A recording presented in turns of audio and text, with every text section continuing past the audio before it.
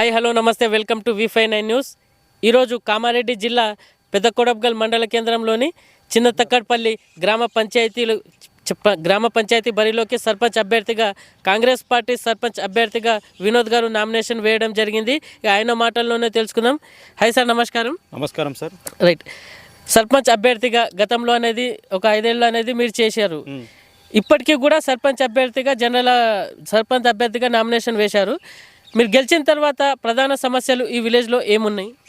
ప్రధాన సమస్యలు మా దగ్గర ఏమిటంటే కొన్ని సీసీ రోడ్లు కూడా కావాల్సి ఉన్నది, అలాగే మోరీలు కూడా కావాల్సి ఉన్నది, కుల సంఘ భవనాలు, రైతుల కోసము కూలు గోదాములు కావాలి, మళ్ళీ వేర్ హౌజులు కావాల్సి ఉన్నది. అలాగే బసవేశ్వరుడి ప్రవచనాలు ప్రతి ఒక్కరికి తెలియాల్సి ఉన్నది. ఈరోజు ఆ బసవేశ్వరుడి ప్రవచనాలు తెలియాల్సి కోసం బసవేశ్వరుడి విగ్రహం యొక్క స్టాచ్యూను ఏర్పాటు చేయాలని మేము అనుకుంటున్నాము. అలాగే ప్రతి దళితుల కోసం, బీసీ బహుజనుల కోసము అంబేద్కర్ స్టాచ్యూను కూడా ఎమ్మెల్యే గారి ద్వారా మేము ఏర్పాటు చేయాలని అనుకుంటున్నాం. అయితే గతంలో కూడా మీరే సర్పంచ్గా పనిచేసారు. మీరు సర్పంచ్గా పనిచేసినప్పుడు గ్రామంలో ఏ అభివృద్ధి కార్యక్రమాలు కూడా చేయలేదని అపోజిషన్ పార్టీ అనేది వాళ్ళు చెప్తున్నారు. దానికి మీరేం సమాధానం చెప్తారు? వాళ్ళు నేను గతంలో సర్పంచ్ చేసినప్పుడు నేను 2 సంవత్సరాలు చేసిన తర్వాత నన్ను సస్పెండ్ చేశారు. అంటే వాళ్ళ టీఆర్ఎస్ ప్రభుత్వంలో లేనిపోని నిందలతో నా మీద అన్యాయంగానే నన్ను సస్పెండ్ చేశారు. తర్వాత వాళ్ళు చేసినప్పటి నుంచి మా దగ్గర డబుల్ బెడ్రూమ్లు ఇచ్చారు. ఆ డబుల్ బెడ్రూమ్లలో ఒక్క ఇంటికి కూడా ఇప్పటివరకు ₹1 ఇవ్వలేదు. 10 డబుల్ బెడ్రూమ్లు వస్తే ఒక్కరికి ₹1 కూడా రాలేదు. కానీ మా కాంగ్రెస్ గవర్నమెంట్ వచ్చి 2 సంవత్సరాలు అవుతున్నది. ఈ 2 సంవత్సరాల్లో మా ఊరిని పైలట్ విలేజ్గా ఎన్నుకోవడం వల్ల 132 ఇండ్లని మా ఎమ్మెల్యే గారు మా ఊరికి ఇచ్చారు. దాంట్లో 32 ఇండ్లు స్లాబ్ లెవెల్ వరకు పూర్తయినాయి. ప్రతి ఒక్కరికి 4 లక్షల వరకు రూపాయలు కూడా ఇప్పుడు వచ్చినాయి. అన్న, గ్రామంలో అనేది అతిపెద్ద సమస్య ఏది ఉంది? ఒకవేళ మీరు సర్పంచ్గా గెలిచిన తర్వాత ఆ సమస్యను మీరు ఏ విధంగా పరిష్కరిస్తారు? మా గ్రామంలో ముఖ్యంగా అతిపెద్ద సమస్య ఏంటంటే ప్రతి ఒక్కరికి ఇల్లు కావాల్సి ఉన్నది. అన్ని పూరి గుడిసెలు, రేకుల షెడ్లు. ఈ 5 లక్షలతోటి కూడా ఇండ్లు కొంతవరకు పూర్తి అవుతలేవు. కొంతమంది డబ్బులు లేక వెనకకు అవుతున్నారు. అలాంటి వాళ్ళ కోసం మేము ప్రత్యేకంగా ఈ 5 లక్షల్లోనే ఇల్లు కట్టించడానికి బిల్డర్లను కానీ హైదరాబాద్ నుంచి తెప్పిస్తాము. ఈ మన సంక్రాంతి నుంచి స్టార్ట్ చేపిస్తాము. వాళ్ళు బిల్డర్స్ వచ్చి అదే 5 లక్షల్లో ప్రతి పేదవాడికి ఒక ఇల్లు నిర్మించి ఇస్తారు. అన్న, మిమ్మల్ని ఎందుకు ఓటేయాలి, మిమ్మల్ని ఎందుకు గెలిపియాలి అనే వాళ్ళకు మీరేం చెప్తారు?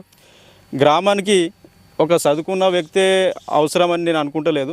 గ్రామానికి సేవ చేసేటోడే కావాలి మనకు. గ్రామంలో యువకుల సంఖ్య ఎక్కువగా ఉంది. యువకుల కోసం మీరు సర్పంచ్గా గెలిచిన తర్వాత వాళ్ళ కోసం ఎలాంటి ప్రణాళికలు అనేది వేయబోతున్నారు? ఎట్లా వాళ్ళ కోసం అనేది ఫైట్ చేస్తారు మీరు? ముఖ్యంగా యువత కోసము మా గ్రామంలో గరీబు పిల్లగాడు చదువుకునేటట్టు, ఆడబిడ్డలు చదువుకునేటట్టు ప్రోత్సహిస్తాము. అలాగే యువత కోసం ఫిట్నెస్ పరికరాలను కూడా మేము ఏర్పాటు చేస్తాము.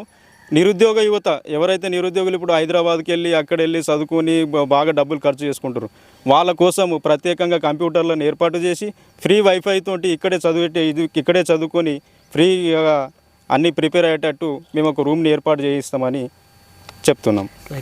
రాష్ట్ర ప్రభుత్వ పథకాలను మీరు గ్రామాల్లో అనేది ప్రతి ఇంటికి చేర్చడంలో మీరు ఎలాంటి ప్రణాళిక ఉంటుంది? దీంట్లో అయితే మేము పెద్దకొడబ్గల్ మండలంలో మా విలేజ్ ముఖ్యంగా ముందుకున్నది. దాంట్లో మా ఊరిని పైలట్ విలేజ్గా ఎన్నుకోవడం. ఇప్పుడు గృహజ్యోతి ప్రతి ఫ్రీ కరెంటు అన్ని గ్రామాల కంటే మా ఊర్లోనే ముందుగా స్టార్ట్ చేసారు. అలాగే ఇందిరమ్మ ఇండ్లను కూడా మా ఊర్లోనే స్టార్ట్ చేసారు. గ్యాస్ సిలిండర్ సబ్సిడీతోటి గ్యాస్ సిలిండర్లు కూడా మా ఊర్లో నుంచే స్టార్ట్ చేసారు.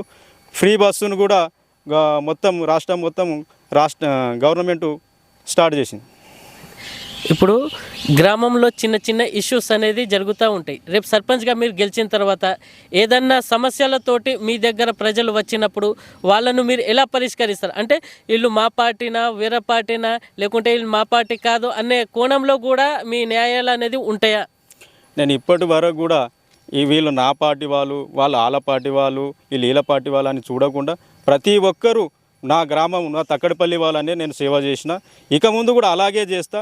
నాకు ఎవరిపైన కూడా ఎలాంటి ద్వేషాలు లేవు. వాళ్ళు మా గ్రామ ప్రజలకు కూడా తెలుసు వినోద్ ఎసుంటివాడు. వినోద్ పార్టీ చూస్తాడా, కులం చూస్తాడా, ఈడు పెద్దోడా ఈడు చిన్నోడా కాదు, ప్రతి ఒక్కరితోటి వినోద్ ఉంటాడు. నాకు కావాల్సింది మా ఊరికి ఒకటే పార్టీ, అది తక్కడపల్లి పార్టీ. రైట్. ఇప్పుడు ఫైనల్గా గ్రామ ప్రజలకు మీరు ఏం చెప్పాలనుకుంటున్నారు సర్పంచ్ అభ్యర్థిగా? సర్పంచ్ అభ్యర్థిగా కొంతమంది ఏంటంటే డబ్బుల కోసం మేము డబ్బులు ఇచ్చి గెలవాలని వాళ్ళు అనుకుంటున్నారు, కానీ మేము నమ్మకంతో గెలవాలని, వర్క్ చేసి జీవించి గెలవాలని ప్రతి పేదవాడికి తెలుసు నేను ఏం కష్టపడుతున్నానో, వాళ్ళు ఏం కష్టపడుతారో. నాకు ఒకటే, నాకు ఓట్లు ఎట్లా పడతాయని నాకు నమ్మకం ఉన్నదంటే నేను చేసే సేవను బట్టి, నేను వాళ్ళ మీద పెట్టుకున్న నమ్మకం బట్టి, వాళ్ళు నా మీద పెట్టుకున్న నమ్మకాన్ని బట్టి.